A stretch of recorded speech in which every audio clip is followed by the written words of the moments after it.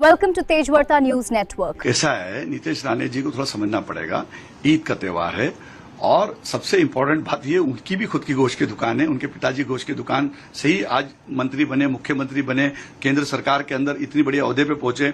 मैं दिल्ली जब गया था तो उनके पिताजी किस्से सुना रहे थे कि हाजी भाई, मैं सांगली, सातारा, कोल्हापुर की मंडी में जाया करता था और वहां से बकरे मेरे दुकान पे लाता था। मुझे पता है बकरे वालों की समस्या, बकरा का क्या माहौल है।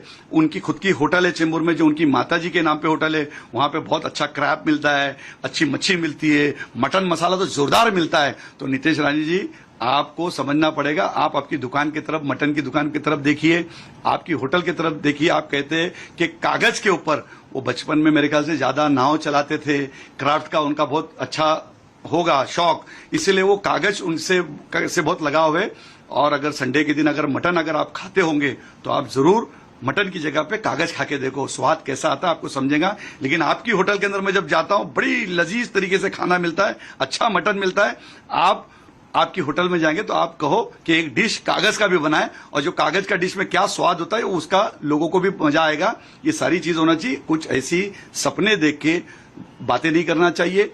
आप एक मंत्री हो, इस खाते के मंत्री हो, इत्तेफाक से वो खाता उनके पास में, मत्स्य विभाग उनके पास में, बकरा, मुर्गी, मच्छी, पोल्ट्री, पूरा विभाग उनके पास में, और वो इस तरीके से उन्होंने हमको सपोर्ट करना चाहिए। मैं नीतीश राणे जी से कहूंगा कि रास्ते में जो बकरे की गाड़ियां रुका रहे, हिंदू खाटिक भी बहुत परेशान है, धनगर समाज भी बहुत परेशान है, मुस्लिम समाज भी बहुत परेशान है। मुस्लिम कुरैशी पूछता है नीतीश राणे जी से, हिंदू खाटिक पूछता है कि हमारे लिए कौन खड़ा होगा। आज अगर हमारा ही खाते का मंत्री इस तरीके की बातें करेगा, एक साल में एक बार कमाने का उस खाटिक समाज को मौका मिलता है और उसके ऊपर भी आप पानी डालने का काम कर रहे हैं, तो ये आपको सोचना पड़ेगा। आप साल भर अपनी होटल में अच्छी तरीके से कमाते हो, आपकी दुकान के ऊपर चेंबूर में बहुत अच्छी तरीके से आप धंधा करते हो, तो हमारे भी धंधे की तरफ देखिए, हमारे भी पेट की तरफ देखिए, हमारे बाल बच्चों का भी भला होना चाहिए।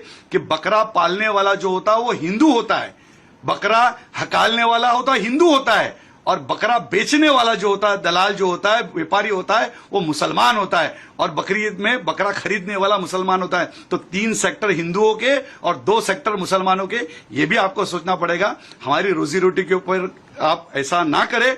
कुरैश बिरादरी आपसे पूछती है और उम्मीद लगाती है कि हमारा मंत्री 100% जिसके घर में गोश्त की दुकान है, जो खुद हिंदू खाटिक है, हिंदू खाटिक अगर ऐसी बात करेगा तो बड़ी दुख की बात है।